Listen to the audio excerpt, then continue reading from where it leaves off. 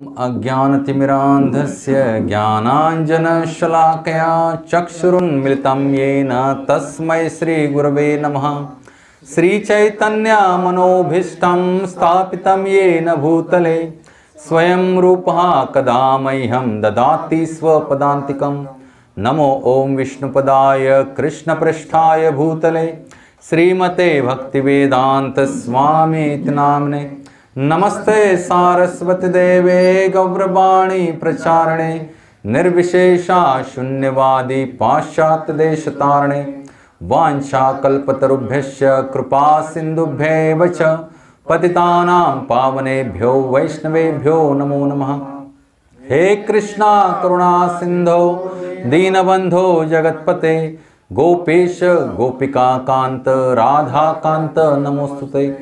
तप्त कांचन गौरांगी राधे वृंदावनेश्वरी वृषभानुसुते देवी प्रणमामि हरिप्रिये। जय श्री कृष्णा चैतन्य प्रभु नित्यानंद श्री अद्वैत गदाधर श्रीवासदि गौर भक्तवृंद। हरे कृष्णा कृष्णा कृष्णा हरे हरे, हरे राम राम राम हरे हरे। हरे कृष्णा कृष्णा कृष्णा हरे हरे, हरे राम राम राम हरे हरे। हरे कृष्णा कृष्णा कृष्णा हरे हरे, हरे राम राम राम हरे हरे। हरे कृष्णा। आपलं सर्वांचं स्वागत आहे आजच्या ह्या नित्यमासिक सत्संगामध्ये। इस्कॉन राजापूर द्वारा आयोजित नामहट्ट केंद्र खरवते। तर आपण इथं पाहतोय मागील 2 सत्र आपले झाली, त्याच्यामध्ये आपण पाहिलं श्रीमद भगवद्गीता जशी आहे तशी अध्याय 7वा आपण अभ्यासतोय। त्यातील पहिले 19 श्लोक आपण अभ्यासलेले आहेत।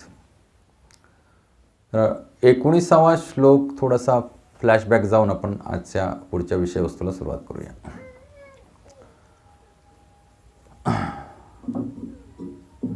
बहुनाम जन्मनामन्ते ज्ञानवान माम प्रपद्यते वासुदेवः सर्वमिति स महात्मा सुदुर्लभः। बहुनाम जन्मनामन्ते, अनेकानेक जन्म आणि मृत्यू, ज्याला वास्तविक मृत्यूनंतर ज्याला वास्तविक ज्ञान होते, तो मी अस्तित्वातील असलेल्या सर्व गोष्टींच्या कारणांचे परम कारण असल्याचे जाणून मला शरण येतो। अनेक जन्म जावे लागतात त्याला एखाद्या सुदुर्लभ, दुर्लभ म्हणजे काय, शोधायला कठीण, आणि सुदुर्लभ म्हणजे काय, कठीणाहून कठीण, अतिशय कठीण। कोण कठीण आहे? वासुदेवः सर्वमिति स महात्मा सुदुर्लभ। ज्याला एक कळून चुकले, अनेकानेक जन्म घेतल्यानंतर, काय नुसते जन्म घेऊन नाही झालं, आपण सुद्धा अनेकानेक जन्म घेतलेत पण आपली अजून धारणा झालेली नाही आहे काय, वासुदेवः सर्वमिति, अनेकानेक जन्म आणि मृत्यूनंतर ज्याला वास्तविक ज्ञान होते, वास्तविक ज्ञान झाले ज्याला, कोणाला तरी खुश करायचं म्हणून भक्ती करायची, कोणतरी विचारेल म्हणून भक्ती करायची, कोणतरी मला बोलेल म्हणून भक्ती करायची, कोणतरी सांगतोय म्हणून भक्ती करायची नाही। ज्याला अनेकानेक जन्मामध्ये ह्या भौतिक युगामध्ये भ्रमण केल्यानंतर काय झालंय, वास्तविक ज्ञान झालेलं आहे असा जीवात्मा। काय ज्ञान झालंय की भगवान श्रीकृष्ण अस्तित्वातील सर्व गोष्टींच्या कारणांचे परम कारण। काय ज्ञान झालंय? वासुदेवः सर्वमिति स महात्मा सुदुर्लभ। सर्वम इति म्हणजे सगळं, याप्रमाणे की भगवान श्रीकृष्णच काय आहेत, सगळ्या कारणांचं परम कारण आहेत। आणि ह्यालाच ब्रह्मदेव सुद्धा एक श्लोक आपल्या ब्रह्मसंहितेमध्ये भगवंतांच्या स्तुतीपत्र गायलेत। ईश्वरः परमः कृष्णः सच्चिद आनंद विग्रह अनादिर आदि गोविंद सर्व कारण कारणम। सगळ्या कारणांचं कारण जर कोण असतील तर ते भगवान श्रीकृष्ण गोविंद आहेत। तर भगवंत सांगतायत की अनेकानेक जन्म आणि मृत्यूनंतर ज्याला वास्तविक ज्ञान होते, तो व्यक्ती मी अस्तित्वातील सर्व गोष्टींच्या कारणांचे परम कारण असल्याचे जाणून मला शरण येतो। असा महात्मा अत्यंत काय आहे, दुर्लभ आहे, सुदुर्लभ आहे। हा 19वा श्लोक आहे. मागच्या वेळेला पण थोडक्यात अभ्यासला होता. आज आपण 20व्या श्लोकापासून सुरुवात करूया. मी म्हणेन माझ्या मागून तुम्ही रिपीट करा. खूप सुंदर श्लोक आहे. कामस्तैते रतज्ञाना प्रपद्यन्ते अन्य देवता तम तम नियममास्थाय प्रकृत्या नियता स्वया. कामस्तैते ऋतज्ञाना प्रपद्यन्ते अन्य देवता तम तम नियममास्थाय प्रकृत्या नियता स्वया. कामस्तैते ऋतज्ञाना प्रपद्यन्ते अन्य देवता तम तम नियममास्थाय प्रकृत्या नियता स्वया. कामय कामनांनी म्हणजे भौतिक इच्छांनी. तय तय त्या त्या. हृत हिरावलेले आहे. ज्ञान हा ज्ञान. प्रपद्यन्ते शरण जातात. अन्य अन्य. देवता देवतांना. तम तम त्या त्या. नियमम नियम. आस्थाय पालन करून. प्रकृत्या स्वभावानुसार. नियतः वश झालेले. स्वया स्वतःच्या. ज्यांचे ज्ञान मोठ्यानं म्हणा. भौतिक कामनांनी हिरावलेले आहे ते अन्य देवदेवतांना शरण जातात आणि आपल्या स्वभावानुसार आराधनेच्या विशिष्ट विधिविधानांचे पालन करतात. तर भगवंत इथं सांगतायत की कोण देवी देवतांचं भजन करतो. देवी देवता म्हणजे भगवंत नव्हेत हे आधी आपण जाणून घेतलं पाहिजे. आणि देवी देवता ह्या भगवंतांनी एम्पॉवर केलेल्या काय आहेत, काही जीवात्मे आहेत ज्यांना काही विशिष्ट शक्ती काय केल्या आहेत भगवंतांनी प्रदान केलेल्या आहेत. परंतु या भौतिक जगतामध्ये बहुतांश लोक जे आहेत ते आपली भौतिक कामनारूपी इच्छा पूर्ण करण्याच्या दृष्टीनेच हे जीवन यापन करत असतात. आणि मग ते अशा कामनांच्या आहारी गेल्यामुळे त्यांना वाटतं की ह्या कामना जे कोणी पूर्ण करू शकतील त्यांना मला शरण गेले पाहिजे. मग आजच्या समाजात मी सांगायचं, आज मी एक छोटा पॅराग्राफ टाकला होता की हिंदू समाज धर्माकडे फार अनास्था झालेली आहे त्याची, बरोबर की नाही. बाकी सगळे धर्म बघा त्यांचं धर्माचं आजही उत्तमभूतरित्या पालन करतायत, किती मॉडर्नायझेशन होऊ दे. बाकी सगळे धर्म, हिंदू धर्म सोडला तर, कारण हिंदू धर्माची अशी अधोगती का झाली तेच कळायला मार्ग नाही आहे. एक तर जगाच्या पाठीवरती एकमेव हिंदू राष्ट्र, त्याच्यावरती मुठभर हिंदू धर्मातील लोक, आणि त्या मुठभर हिंदू धर्मातील लोकांना सुद्धा जगातील सगळ्या धर्मांना पूर्ण उरेल एवढं काय आहे धर्मशास्त्र प्रगत कोणाचं आहे, हिंदू धर्माचं किंवा सनातन धर्माचं. पण ह्या अशा भगवंतांनी ज्याच्यामध्ये स्वतःहून, बाकी इतर धर्मामध्ये भगवंतांचे आयदर पार्षद आलेत, भगवंतांची मुलं आलीत, लक्षात ना, किंवा मेसेंजर आलेत. पण इथं या सनातन धर्मामध्ये भगवंतांनी कित्येक अवतार घेतले, स्वतःहून स्वतः प्रकट झाले. आणि तरीसुद्धा या हिंदू धर्माची शोकांतिका अशी आहे की आज आपण ना घर के ना घाट के अशी अवस्था आपली झालेली आहे. आणि खरोखरच अतिशय दयनीय अवस्था आहे.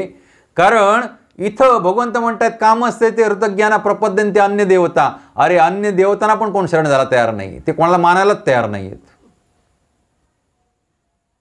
आपण कोणाची पूजा करतोय? आपला एकदम नजीकचा स्वार्थ जो कोणी पूर्ण करेल तो आपल्यासाठी देव. नजीकचा शॉर्ट टर्म बेनिफिट्स म्हणतो आपण त्याला. काय? Short term benefits. एकदम नजीकचा स्वार्थ आपला कोण पुरा करेल तो आपला देव. म्हणजे आपण म्हटलं तर मूर्खांच्या कॅटेगरीत ठेवलं तर आपण शेवटून पहिला नंबर लागेल अशी अवस्था आहे. कारण हे मूर्खांचीच व्याख्या करतात भगवंत येतं. कामस्तैते हृतज्ञाना, ज्यांच्या हृदयातून ज्ञान लोप पावलंय म्हणजे कोण? मूर्ख व्यक्ती. आणि ही वस्तुस्थिती आहे, खरोखर वस्तुस्थिती आहे आणि खरोखर शोकांतिका आहे. आणि ज्यांना कोणाला वाटतं की आम्ही थोडंफार भक्ती भजन करतोय त्यांनी सुद्धा स्वतःला प्रश्न विचारावेत की आपण जसं भगवंतांना अभिप्रेत आहे तसं करतोय का? नाही. मुळात आधी पर्पजच माहीत नाही आपल्याला आपल्या मनुष्य जीवनाचा. आपल्या मनुष्य जीवनाचा पर्पज, लक्ष्य काय आहे, या जीवनाचं ध्येय काय आहे, हे जीवन परमेश्वरानं कशासाठी दिलंय, ह्या सगळ्या गोष्टीपासून आपण अनभिज्ञ आहोत. कारण जन्मल्या आपल्या हातात येतोय आता तर मोबाईल. एक दिवसाचं पोरगं झालंय रडायला लागलं की मोबाईल.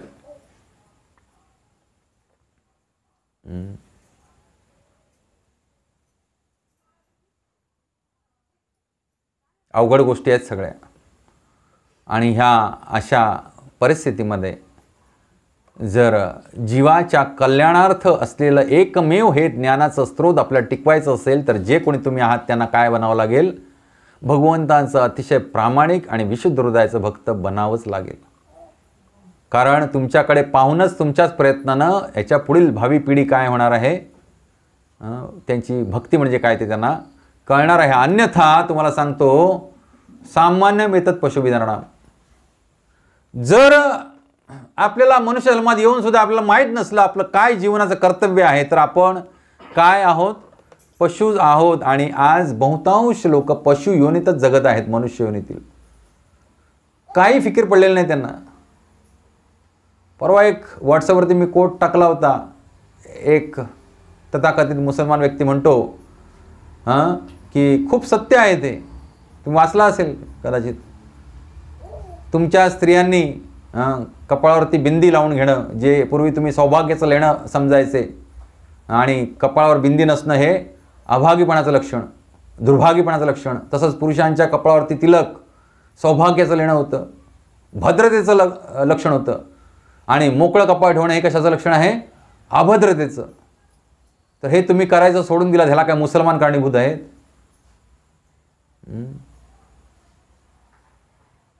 तुम्ही मंदिरामध्ये जायचं सोडून दिलात, ह्याला काय मुसलमान कारणीभूत आहेत? बरं, मंदिरात कशासाठी येतात हे तरी तुम्हाला माहिती आहे का? प्रश्न आहे माझा इथे बसलेल्यांपैकी सगळ्यांना. मंदिरात कशासाठी जातात हे माहिती आहे आपल्याला? नाही. आपल्या लहान बाळांना आपण काय संस्कार देणार आहोत?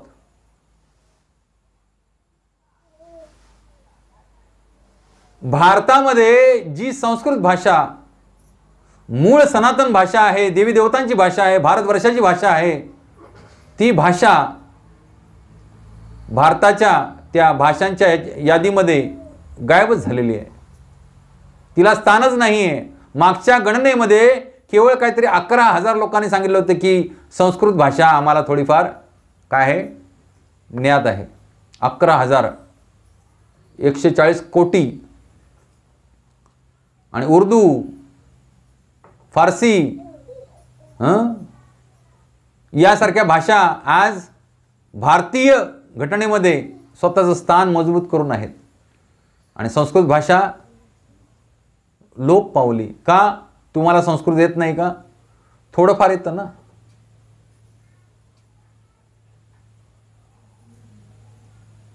मंदिरामध्ये आपण का जातो? आपल्या मुलांना मंदिरामध्ये का नेलं पाहिजे हे आपल्यालाच माहित नाहीये. आणि ही सगळी शोकांतिका आहे राव, सांगतो तुम्हाला. आपल्याला आपल्या धर्मग्रंथाचं काय एक विचारायचं आपल्याला काय माहित नाही ना. ओ का ठो, ओ असतो इंग्रजीमध्ये, ठो असतो बंदुकीमध्ये, एवढंच आपल्याला माहिती आहे. परमेश्वर कोण, देवी देवता कोण, आपण काय केलं पाहिजे माणूस म्हणून जन्माला आल्यानंतर काही माहित नाही. आणि आपल्याला ते जाणून घेण्याची काही इच्छा नाही. एवढे ठोंब्यासारखे आपण आहोत का? ठोंबे. कालचं 27 तारीखचं प्रभुपादांचं कोट काढून वाचा. कोणी कोणी वाचले? मी पुन्हा परीक्षा घेतो आज. 27 तारीखचं प्रभुपादांचं कोट कोणी कोणी वाचलंय?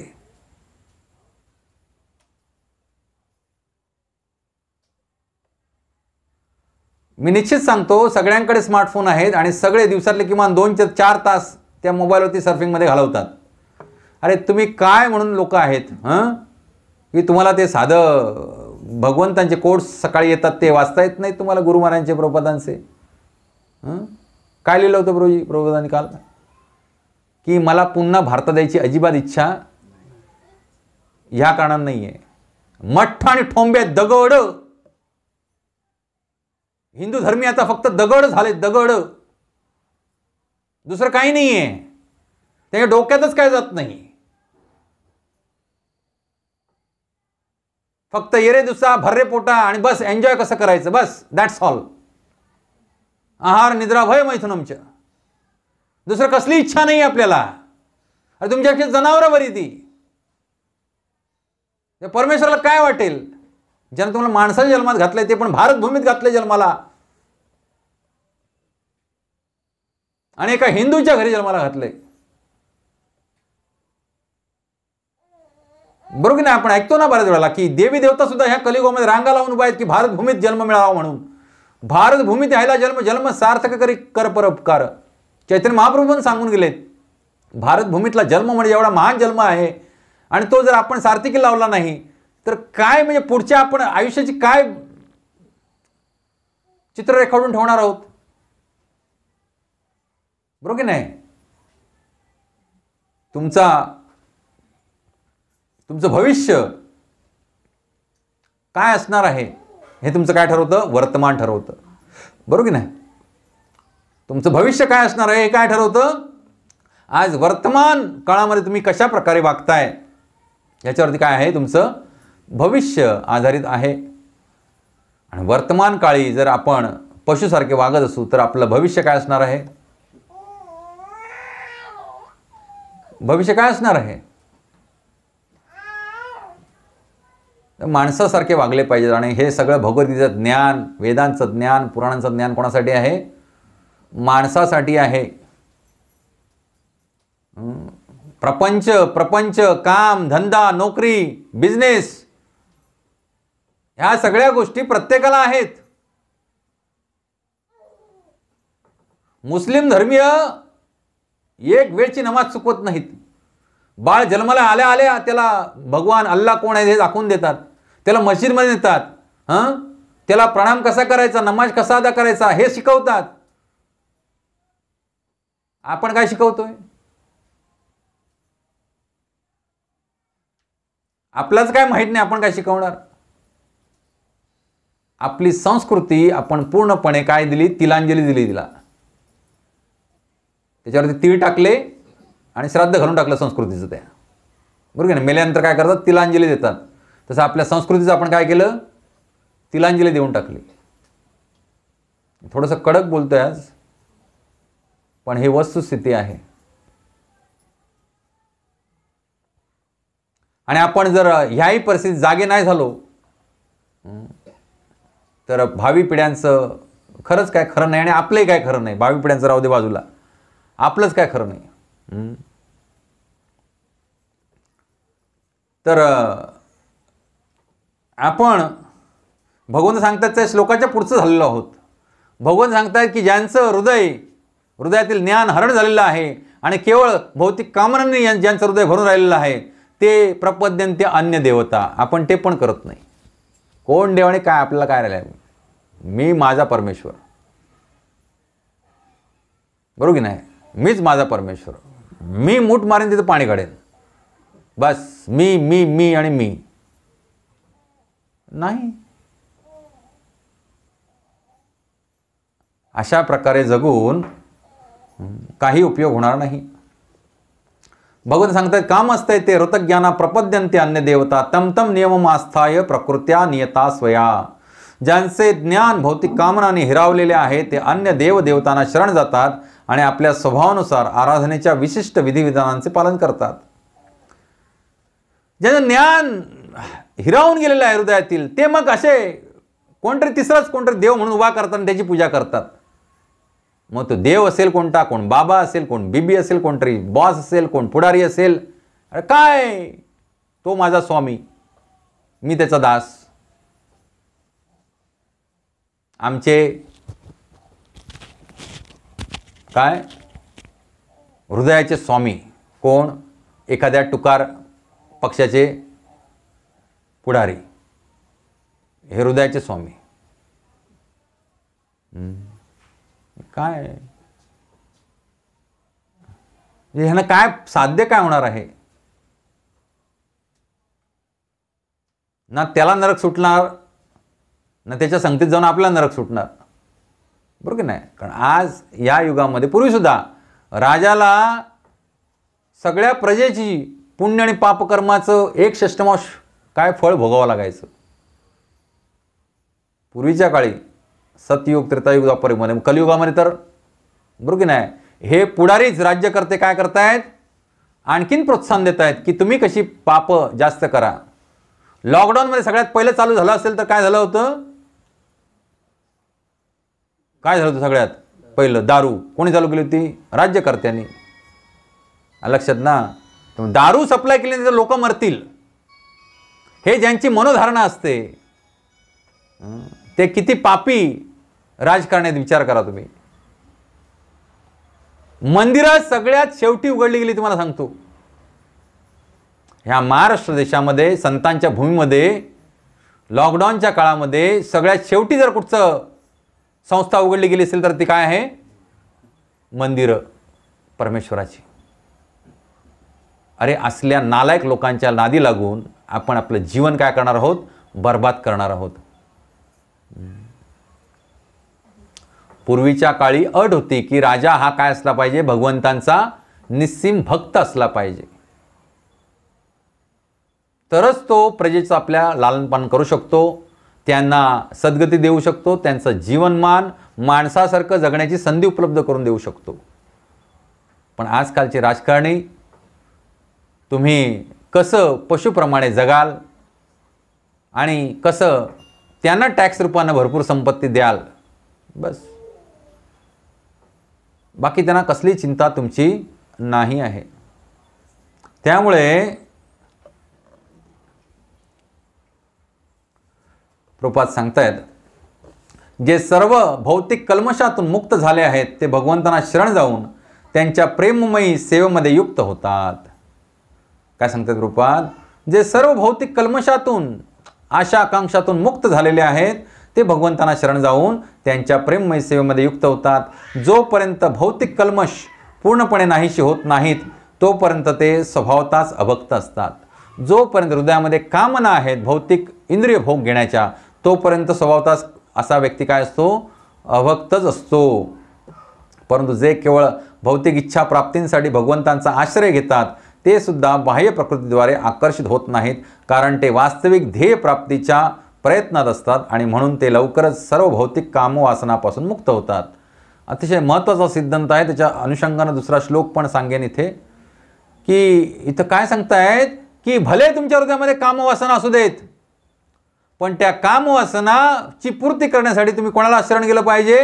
देवी देवतांना न शरण जाता कोणाला शरण गेलं पाहिजे? सिद्धू, भगवान श्रीकृष्णांना शरण गेलं पाहिजे. म्हणजे असा व्यक्ती जो परमेश्वराला शरण जातो आपल्या कामवासना पूर्ण करण्यासाठी सुद्धा, त्याच्यावरती भगवंत कृपा करतात आणि त्याच्या हृदयातील कामवासना हळूहळू काय करतात? नष्ट करून टाकतात.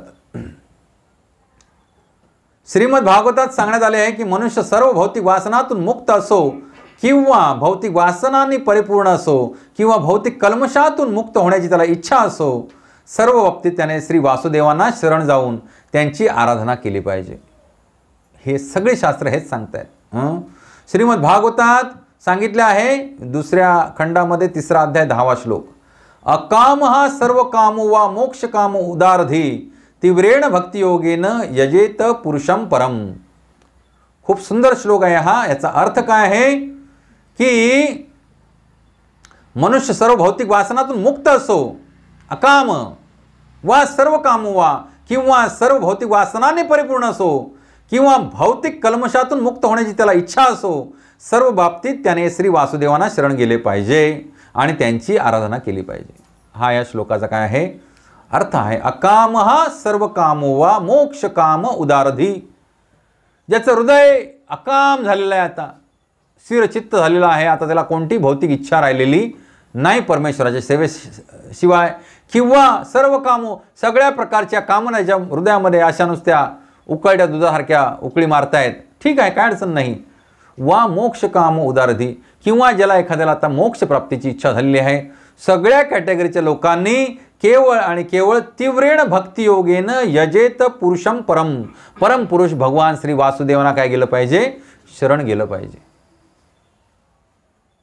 त्याचं फळ काय होणार, भगवान श्रीकृष्ण अशा जीवात्म्याच्या हृदयातून ज्या भौतिक कामवासना आहेत की ज्या बांडगुळासारख्या आहेत, जखडून ठेवणारे आहेत इथे, त्या हळूहळू काय करणार, वॉशआउट करून टाकणार आणि त्यांना शुद्ध भक्ती देणार. त्यामुळे कोणत्याही प्रकारच्या गोष्टीमध्ये, विवंचनेमध्ये आणि सणसणीमध्ये किंवा आनंदाच्या क्षणीसुद्धा आपण कोणाला शरण गेलं पाहिजे, भगवान श्रीकृष्णांना. हे जबरदस्त प्रिन्सिपल आहे जे सगळ्या शास्त्रांनी उद्धृत केलेलं आहे. दुसऱ्या कोणालाही शरण जाऊन आपल्याला काही फायदा होणार नाही.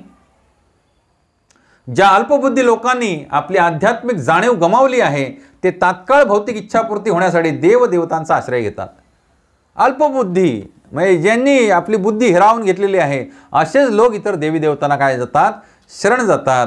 सामान्यतः असे लोक भगवंतांचा आश्रय घेत नाहीत, कारण ते रजोगुण आणि तमोगुणात स्थित असतात आणि म्हणून ते निरनिराळ्या देवतांची उपासना करतात. विशिष्ट विधिविधानांचे पालन करण्यातच ते समाधानी असतात. देवतांचे पूजक हे तुच्छ अशा आकांक्षाने प्रेरित झालेले असतात आणि त्यांना परम लक्ष्याची प्राप्ती कशी करावी हे माहीत नसते. अतिशय तुच्छ अशा काय इच्छाने त्यांची मनं भरलेली असतात आणि हे सदैव रजोगुण आणि तमोगुणामध्ये रत असतात. परंतु भगवत भक्त त्यांच्याप्रमाणे चुकीच्या मार्गाने जात नाही. वेदामध्ये निरनिराळ्या हेतून प्रित्यर्थ निरनिराळ्या देवतांची पूजा करण्यास सांगितले आहे. उदाहरणार्थ रोगी मनुष्यास सूर्योपासना करण्यास सांगितले आहे. जर तुम्ही रोगी असाल तर काय करा, सूर्यदेवाची उपासना करा. पुढे काय सांगितलंय, म्हणून जे भगवत भक्त नाहीत त्यांना वाटते की विशिष्ट हेतू प्राप्ती करून घेण्यासाठी देवदेवता या भगवंतांपेक्षा श्रेष्ठ आहेत. परंतु विशुद्ध भक्ताला माहीत आहे की भगवान श्रीकृष्ण हे सर्वेश्वर आहेत. चैतन्य चरितामृतमध्ये सांगण्यात आले आहे की एकले ईश्वर कृष्ण आरसभ भृत्य. भृत्य म्हणजे दास. केवळ भगवान श्रीकृष्ण हेच स्वामी आहेत आणि इतर सर्वजण त्यांचे सेवक आहेत. म्हणून शुद्ध भक्त आपल्या भौतिक गरजांच्या तृप्तीकरता देवदेवतांकडे कधी याचना करत नाही. तो भगवंतांवरती पूर्णपणे विसंबून असतो आणि भगवंत जे काही देतात त्यामध्ये संतुष्ट असतो. बरं, जो विशुद्ध हृदयाचा भक्त आहे तो भगवंतांकडे सुद्धा काय मागत नाही, कारण त्याला माहीत असतं की भगवंतानी ऑलरेडी त्याच्या सगळ्या गोष्टींची काय केलेली आहे, तरतूद करून ठेवलेली आहे आणि तो भगवंताने पूर्णपणे विसंबून असतो आणि भगवंत जे काही देतात त्यामध्ये तो संतुष्ट असतो. गीता पंडाची कथा तुम्हाला मागे मी 2-3 वेळा सांगितली होती, जगन्नाथपुरीची. अनन्यास चिंतयन्तो माम ये जना परिपासते तेषाम नित्याभियुक्तानाम योगक्षेमम वहाम्यहम. भगवंत भगवद्गीतेत सांगतात ह्या अध्यायामध्ये आय थिंक 9.22 असेल की ह्या श्लोकामध्ये की जो अनन्य भक्तिभावानं माझं भजन करतो त्याचा चरितार्थ मी चालवतो. सोप्या भाषेत सांगायचं काय सांगतात भगवंत, जो अनन्य इतर कोणही नाही, केवळ मलाच भजतो, माझं भजन करतो, माझंच हृदयामध्ये पूजन करतो, मलाच नमस्कार करतो, अशा माझ्या परम भक्ताचा पूर्ण चरितार्थ मी धरून चालवतो, हाताला धरून चालवतो. का नाही चालवत भगवंत? बघा पांडुरंगाने तुकाराम महाराजांचं चरितार्थ चालवलं की नाही? एकनाथ महाराजांचं चरितार्थ चालवला, नामदेव महाराजांचं चरितार्थ चालवला, संत गोरा कुंभार एवढे दंग झाले होते की पायाखाली बाळ त्यांनी स्वतःचं चिरडलं. एवढं दंग होऊन आपण कधी भक्ती भजन नामस्मरण केलंय का आयुष्यामध्ये? परमेश्वराला पुकारलंय का? नाही. आपण फार गाफील आहोत, निद्रिस्त आहोत, आळशी आहोत आणि अजून काय काय काय काय आहोत. या प्रवचनाच्या सुरुवातीला मी भरपूर काय बोललो त्या विषयाबद्दल. तर या झोपेतनं जागं झालं पाहिजे ना. हे असंच झोपून राहून काय फरक आहे? दारात ते झोपलेला कुत्रा आणि आपल्यामध्ये काय फरक आहे?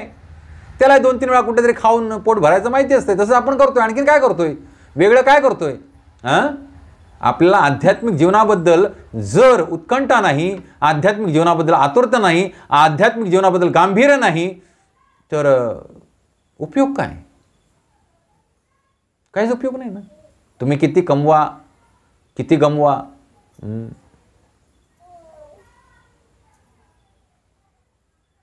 ते ना तुम्ही पुढे घेऊन जाऊ शकत आणि ना त्याचा काही कोणाला उपयोग आहे, ना तुम्हाला उपयोग आहे.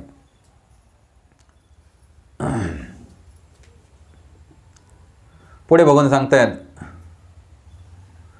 यो यो याम याम तनु भक्त श्रद्धयार्चितुमिच्छति तस्य तस्याचलां श्रद्धां तामेव विदधाम्यहम. मी परमात्मा रूपाने प्रत्येकाच्या हृदयात स्थित आहे. भगवान सांगतायत, जेव्हा मनुष्य विशिष्ट देवतेची उपासना करण्याची इच्छा करतो तेव्हा त्या विशिष्ट देवतेवर मी त्याची श्रद्धा दृढपणे स्थिर करतो, जेणेकरून तो त्या देवतेची उपासना करण्यात स्वतःला समर्पित करू शकतो. आता बघा, भगवंत आता इथं पुढे सांगतायत की भगवंत प्रत्येकाच्या हृदयामध्ये परमात्मा रूपानं काय आहेत? स्थित आहेत. बरोबर नाही? थोडंसं जरा पोट टिळकणं बोललं जाणं घसा दुखायला लागला. हरे कृष्णा हरे कृष्णा कृष्णा कृष्णा हरे हरे, हरे राम राम राम हरे हरे, हरे कृष्णा कृष्णा कृष्णा हरे हरे, हरे राम राम राम हरे हरे, हरे कृष्णा कृष्णा कृष्णा हरे हरे, हरे राम राम राम हरे कृष्णा. भगवान सांगतात, मी परमात्मा रूपाने प्रत्येकाच्या हृदयात स्थित आहे. तुम्हाला एखादी गोष्ट प्राप्त करायची म्हणून कोणत्या तरी देवतेला शरण जायचं आहे, तर त्या देवतेच्या हृदयामध्ये पण भगवंत स्थित आहेत. आणि देवतेचा उपासक तुम्ही जर असाल तर तुमच्या हृदयात भगवंत स्थित आहेत. आणि मग भगवंत काय सांगतात बघा, तेव्हा त्या विशिष्ट देवतेवर मी त्याची श्रद्धा दृढपणे स्थिर करतो, जेणेकरून तो त्या देवतेची उपासना करण्यात स्वतःला समर्पित करू शकतो. म्हणजे देवतेला भजण्याची ताकदसुद्धा भगवंतच आपल्याला देतात. आपण सगळ्यापासून अनभिज्ञ नाही आहोत. आपल्याला वाटतंय अमका देव माझा, तमका देव मला आवडतो, तो देव मला पावतो. अरे पण ह्या सगळ्या मागे कोण आहेत? भगवान श्रीकृष्णच आहेत. ह्या एकही देवदेवतेला स्वतःची अशी सेपरेट पॉवर नाही. आणि जोपर्यंत भगवंत सँक्शन करत नाही तोपर्यंत ह्या देवी देवता तुमचं कल्याण करू शकत नाही. परमेश्वराने प्रत्येकाला स्वातंत्र्य दिलेले आहेत. आता असं का होतं बघा, खूप गमतीशीर जबरदस्त सिद्धांत आहे हा. हे सगळे सिद्धांत जाणून घेणं तरच आपण भक्ती करणार. नाही तर आपण काय करणार, भक्तीसुद्धा काय करणार, बस एक टाइमपास किंवा रीतिरिवाज नाही. परमेश्वराने प्रत्येकाला स्वातंत्र्य दिलेले आहे. म्हणून जर मनुष्याला भौतिक सुखोपभोग प्राप्त करण्याची इच्छा असेल आणि खरोखर अशा सुविधा जर त्याला भौतिक देवतांकडून प्राप्त करून घ्यावयाची इच्छा असेल तर प्रत्येकाच्या हृदयामध्ये परमात्मा रूपाने स्थित असलेले भगवंत त्या मनुष्याची इच्छा जाणतात आणि त्याला सर्व सुविधा उपलब्ध करून देतात. बघा, एखाद्या हृदयामध्ये इच्छा आहे की मला काय पाहिजे, चांगली नोकरी लागली पाहिजे.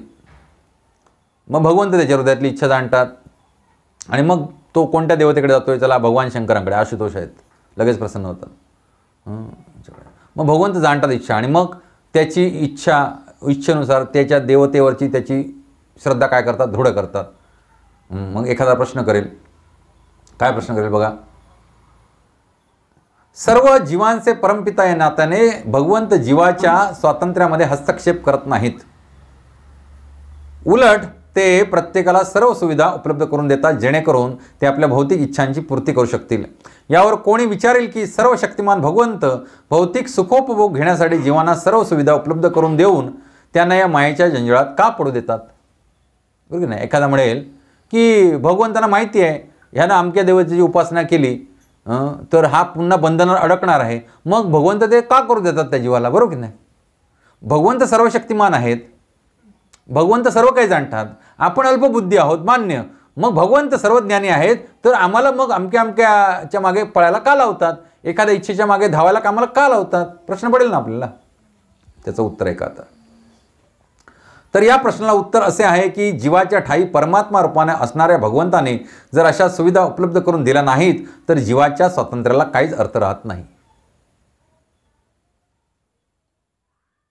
खूप गहन विषय आहे हा. जर भगवंताने आडकाठी आणली, नाही ते तसं नाही, तू असंच केलं पाहिजेस, म्हणजे काय तुम्हाला सांगतो, जर आपल्याला इच्छा असेल कोणीतरी आपल्यावरती प्रेम करावं, भगवंत काय इच्छा आहे की सगळे जीव जे आहेत ते माझे काय आहेत, पुत्र आहेत, माझे अंश आहेत, सगळ्यांनी माझ्यावर प्रेम करावं असं भगवंतांना वाटतं, इच्छा आहे भगवंतांची. आणि ती इच्छापूर्तीसाठी भगवंतांनी सगळ्यांवर जबरदस्ती पण करू शकतात ना. जबरदस्तीनं एखाद्यावरती जर आपण विचार करा, आपण प्रेम करायला लागलो जबरदस्तीनं, कोणतरी आपल्याला जबरदस्ती करतोय, तू माझ्यावर प्रेम केलंच पाहिजेस, नाही तर मी जीव देणार, तू माझं झालंच पाहिजेस, नाही तर मी हात कापून घेणार, असं प्रेम स्वाभाविक असू शकतं का? असं प्रेम हृदयापासून असू शकतं का? भगवंतांना हेच पाहिजे की भगवंतांनी का स्वातंत्र्य दिले आपल्याला, की भगवंताची इच्छा आहे की जीवांनी स्वाभाविकरित्या काय करावं, माझ्यावरती प्रेम करावं. त्यांना जबरदस्तीनं मी प्रेम करायला लावलं तर आज प्रेम करतील, उद्या पुन्हा तिरस्कार करतील, बरोबर की नाही? मी समजा जबरदस्तीनं प्रेम करायला लावलं तर त्यांना आज भले प्रेम करतील माझ्या, पण उद्या तिरस्कार करतील. त्यामुळे जीवाला अनेकानेक मायेचे फटके खाल्ल्यानंतर त्याची सुबुद्धी जागृत होते. मौनाम जन्मनामंते ज्ञानवान मा प्रपद्यते. तर म्हणून ही यंत्रणा आहे. अन्यथा जीवांच्या स्वातंत्र्याला काहीच अर्थ राहत नाही. म्हणून भगवंत प्रत्येकाला पूर्ण स्वातंत्र्य देतात, ज्याला जे आवडेल ते प्रदान करतात. परंतु अंतिम उपदेश आपल्याला भगवद्गीतेत आढळतो की मनुष्याने इतर सर्व कार्यांचा त्याग करून त्यांना पूर्णपणे शरण गेले पाहिजे. केवळ यामुळेच मनुष्य सुखी होऊ शकतो. सर्व धर्मान परित्यज्य मामेकम शरणं व्रज अहं त्वां सर्व पापेभ्यो मोक्षयिष्यामि मा शुच. हा अंतिम उपदेश आहे भगवद्गीतेचा. सगळ्या धर्मांचा परित्याग करा. तुम्हाला जर परम सुख पाहिजे असेल, परम शांती पाहिजे असेल, परम आनंद पाहिजे असेल तर ह्या सगळ्या धर्मांचा काय करा, परित्याग करा आणि केवळ मला शरण या. म्हणजे मी तुम्हाला गॅरंटी देतो, मा शुच, आय गॅरंटी यू, मी तुम्हाला गॅरंटी देतो की मी तुम्हाला सगळ्या पापातनं मुक्त करेन. आणि जीवात माझ्यावर सगळ्या पापातनं मुक्त होतो, त्यावर तो परम शांती काय करू शकतो, अनुभवू शकतो. सुख काय हे अनुभवू शकतो. अन्यथा जे काय म्हणून आपण स्वार्थासाठी करतो, स्वार्थी वृत्तीने प्रेरित होऊन करतो, त्या गोष्टीचं आपल्याला बंधन भोगावं लागतं. त्या गोष्टीमुळे आपल्याला बंधनात अडकावं लागतं. तर जीव आणि देवदेवता दोघेही भगवंतांच्या इच्छेच्या अधीन आहेत. देवी देवता सुद्धा भगवंतांच्या इच्छेच्या बाहेर नाही आहेत. They are controlled by Lord Krishna. परमेश्वर आहेत भगवंत. ईश्वर म्हणजे कंट्रोलर, नियंत्रक. आणि ह्या छोट्या छोट्या ईश्वरांवरती परम नियंत्रण कोणाचं आहे, भगवान श्रीकृष्णांचं. म्हणून त्यांना परम ईश्वर म्हटलंय. म्हणून जीव स्वतःच्या इच्छेने देवतांची आराधना करू शकत नाही. तसेच भगवंतांच्या इच्छे वाचून देवता कोणता वरही प्रदान करू शकत नाही. म्हणजे भगवंताने तुम्हाला इच्छा नाही व्यक्त केली स्वतःहून तर तुम्ही कोणत्या देवदेवतेची उपासना पण करू शकणार नाही, किंवा ज्या देवतेची तुम्ही उपासना करू इच्छिताय ती देवता तुम्हाला फळ पण देऊ शकणार नाही. ह्या दोन्ही गोष्टीला भगवंतांचं सँक्शन पाहिजे, हे इथं सांगण्यात आलेलं आहे. असे सांगितले जाते की भगवंतांच्या इच्छेविना गवताचे पाते सुद्धा हलू शकत नाही. आणि एकदम सत्य आहे. परमेश्वराच्या इच्छेशिवाय गवताचं पातं सुद्धा हलू शकत नाही. वेदामध्ये सांगितल्याप्रमाणे सामान्यतः भौतिक जगात पीडित झालेले लोक देवतांकडे जातात. मनुष्याला जर विशिष्ट गोष्टींची आवश्यकता असेल तर तो त्यानुसार विशिष्ट देवतेची उपासना करू शकतो. उदाहरणार्थ रोगी मनुष्य सूर्यदेवाची उपासना करू शकतो. विद्यार्जन करण्याची इच्छा असणारा मनुष्य सरस्वती देवीची उपासना करू शकतो. आणि सुंदर पत्नी प्राप्त करण्याची इच्छा असणारा मनुष्य भगवान शंकरांची अर्धांगिनी म्हणजे उमादेवीची उपासना करू शकतो. म्हणजे जे बॅचलर आहेत त्यांच्यासाठी सुंदर पत्नी पाहिजे असेल कोणाची उपासना करा, पार्वती देवीची उपासना करा. मग बरं, सुंदर पत्नी आली म्हणजे काय करणार, तुमचा संसार सुंदर सुखाचा होणार आहे का? भेटूत एक 10-15 वर्षांनी. पार्वतीची उपासना करा, सुंदर पत्नी तुम्हाला भेटू दे आणि 10-15 वर्षांनी भेटूच आपण. याप्रमाणे वैदिक शास्त्रामध्ये विविध देवदेवतांनुसार विविध प्रकारचे उपासना विधी सांगण्यात आलेले आहेत. जीवाला विशिष्ट सुखाचा उपभोग घ्यायचा असल्या कारणाने भगवंत त्या जीवाला विशिष्ट देवतेकडून तो वर प्राप्त करून घेण्यासाठी प्रबळ इच्छेने प्रेरित करतात. भगवंत मग प्रबळ इच्छा देतात त्याला की त्याचं बाबा एकदा काय ते काय होऊ दे, इच्छापूर्ती होऊ दे. तुला सुंदर बायको पाहिजे बाबा, घे एकदाची, लवकरात लवकर तुझ्या पदरात पडू दे. भगवान शंकरून त्याच्यावरती प्रसन्न व्हा, त्याला सुंदर बायको द्या. सुंदर बायकोच्या मागणं अजून काय काय येतंय ते त्याला भोगू दे लवकर, त्याला वैफल्यग्रस्त होऊ दे. ही भगवंताची इच्छा असते. तुम्हाला काय वाटतं? भगवंताची इच्छा हीच आहे की तुम्ही कसं एकदा इथं या भौतिक जगतामध्ये काय व्हा, फ्रस्ट्रेट व्हा, म्हणजे वैफल्यग्रस्त व्हा. कारण वैफल्यग्रस्त झाल्याशिवाय तुम्हाला खऱ्या सुखाची ओढ लागणार नाही. आणि खऱ्या सुखाची जोपर्यंत तुम्हाला ओढ लागत नाही तोपर्यंत इथंच तुम्ही गटांगळ्या खात राहणार. पुनरपी जननम पुनरपी मरणम पुनरपी जननी जठरेशयनम. म्हणून भगवंत तीव्र इच्छा देतात एखाद्या जीवाला. बाबा तुला नोकरी पाहिजे, चल अमक्या अमक्या देवतेला भज, तुला नोकरी भेटू दे. नोकरी भेटल्यानंतर काय जीवनामध्ये उलटापालटी होतात त्या भोग. तुला धन पाहिजे, अमक्या अमक्या देवतेची पूजा कर, तीव्रतेनं कर. आणि ते धन मिळालं की मग ईडी लागते मागे, इन्कम टॅक्स डिपार्टमेंट मागे लागतंय, चोर लागतात, पोलीस लागतात, डाकू लागतात, सगळे हात धुवून मागे लागतात. आणि सगळ्यात पहिले आपले आप्तेष्ट मागे लागतात, कधी हा मरेल. बरोबर की नाही? प्रॉपर्टी वाटणे करता येतील. विष देऊन मारतात, तुम्हाला सांगतो लिटरली.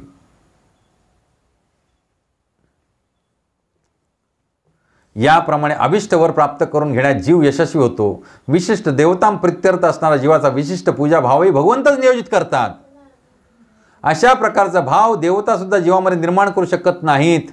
परंतु पुरुषोत्तम भगवान श्रीकृष्ण सर्वांच्या अंतर्यामी उपस्थित असणारे परमात्मा असल्यामुळे ते मनुष्याला विशिष्ट देवतेची उपासना करण्याची प्रेरणा देतात.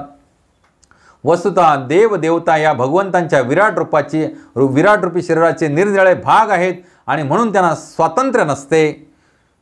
वेदामध्ये सांगण्यात आले आहे की भगवंत परमात्मा रूपाने देवदेवतांच्याही हृदयामध्ये स्थित आहेत. म्हणून ते देवदेवतांद्वारे जीवाच्या इच्छा पूर्ण करण्याची व्यवस्था करतात. परंतु जीव आणि देवता दोघेही भगवंतांच्या इच्छेवर विसंबून आहेत. जीव आणि देवता स्वतंत्र नाहीत. जोपर्यंत भगवंत सँक्शन करत नाहीत तोपर्यंत ना देवता तुम्हाला वर देऊ शकत, ना तुम्ही किती अथक प्रयत्न केले म्हणून तुम्हाला वर प्राप्त होऊ शकत. मग अल्टिमेटली काय सार निघतं? ज्यांचं नाव आहे वरदराज. काय नाव आहे? वरदराज. हे कोणाचं नाव आहे?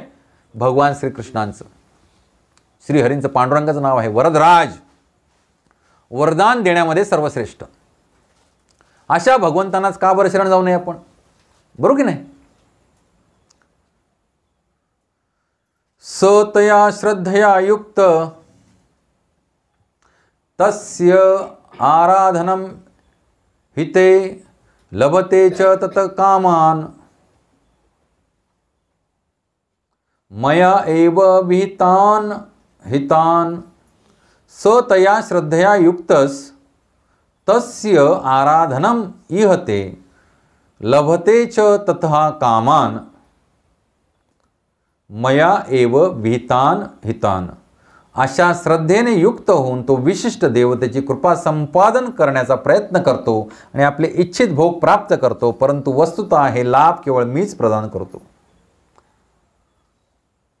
बहुत स्पष्ट सांगतायत की त्याच्यामध्ये एखाद्या देवदेवतेवरती आकृष्ट होण्याची श्रद्धा मीच काय करतो? तीव्र करतो. त्या देवतेला ऑर्डर पण मीच देतो, बाबा ह्याची इच्छा पूर्ण कर लवकर. त्याला कळू दे हे चांगलं आहे की वाईट आहे त्याच्यासाठी, लवकरात लवकर. जसं की नारद मुनींचं एक विशिष्ट कार्य आहे, माहिती आहे का तुम्हाला? नारद मुनींचं एक नाव काय? कळीचा नारद.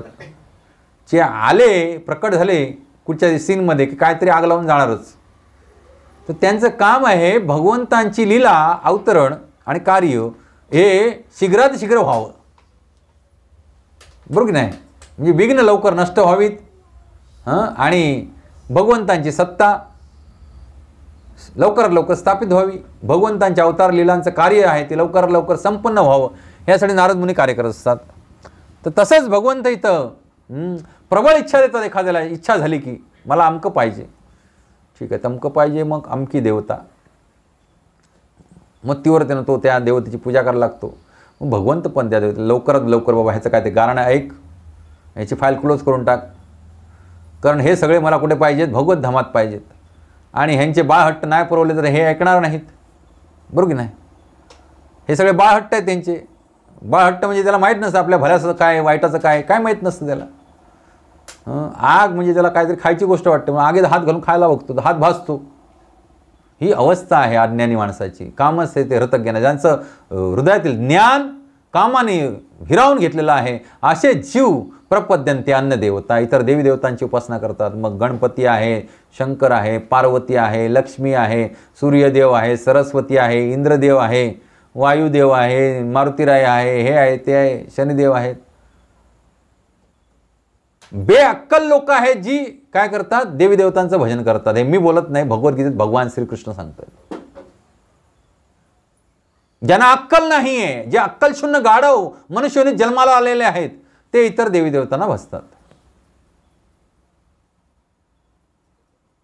आपण अक्कल शून्य गाढव आहोत का, हा प्रश्न आपल्याला विचारला पाहिजे. म्हणून मी सांगतोय, आज सुद्धा मी ते व्हॉट्सअप ग्रुपवर का पाठवलं होतं तसं थोडंसं, कारण आपण पूर्णपणे अज्ञानी आहोत आपल्या धर्माबद्दल, आपल्या धर्म तत्वज्ञानाबद्दल, आत्मसाक्षात्काराच्या विज्ञानाबद्दल, जे अतिशय परिपूर्ण आहे. बस आपण मगाशी काय शब्द वापरला तुम्ही, शॉर्ट टर्म बेनिफिट्स. तात्कालिक सुखासाठी आपण काय पण करायला तयार असतो राव. जसं की एखाद्याला खुनाची सुपारी दिली, ते हे घे 5 लाख रुपये अमक्याला मार, तो ते 5 लाखाच्या आमिषानं काही विचार न करता समोरच्याचा जीव घेतो. सिंपल तीच गोष्ट आपण करत असतो. तेवढी अघोरी नसेल, पण त्याच्यापेक्षा वेगळी नाही करत. आपण स्वतःसाठी अघोरी कृत्य करतोय अनादी काळापासून. स्वतःची आत्महत्या करतोय आपण अनेक जन्मामध्ये. त्या जन्माचं प्रयोजन काय ते न जाणता आपण तो जन्म निरर्थक कसा वाया घालवायचा, वेळ कसा मारून न्यायचा टाइमपासच्या नावाखाली. आणि एवढा सुंदर दुर्मिळ देह प्राप्त झालाय मनुष्याचा, तो कणाकणानं कसा फुकट घालवायचा, ह्याच प्रयत्नामध्ये आपण आहोत. तर भगवंत पुढच्या या श्लोकात सांगते, सतया श्रद्धेया युक्तस तस्या आराधनाम हिते लभते च ततः कामान एव विहितान हितान.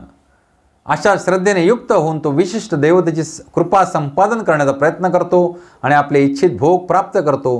परंतु हे वस्तुतः हे लाभ केवळ मीच प्रदान करतो. बरं, त्याच्यामध्ये एखाद्या देवतेबद्दलची श्रद्धा जागृत होते आणि मग तो अतिशय तीव्रपणे प्रबळपणे काय करतो, भक्ती भजन करायला लागतो त्या विशिष्ट देवतेचं.